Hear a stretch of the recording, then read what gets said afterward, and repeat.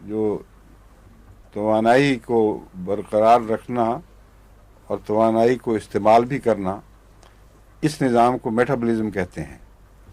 اس کے دو حصے ہیں، ایک اینابولزم اور ایک کیٹابولزم۔ اینابولزم وہ نظام ہے جو غذا کو محفوظ، توانائی کو محفوظ کرتا ہے جسم میں، مسلز کی صورت میں، خون کی صورت میں، فیٹس کی صورت میں، وہ تعمیری نظام ہے۔ اور کیٹابولزم وہ نظام ہے جو جمع شدہ توانائی کو استعمال کرتا ہے۔ ان دونوں کے درمیان اگر توازن ہو تو جسم بالکل ٹھیک رہتے ہیں۔ جہاں جہاں قانون نے مقرر کیا ہے وہیں وہیں توانائی جمع ہوگی اور متناسب جمع ہوگی۔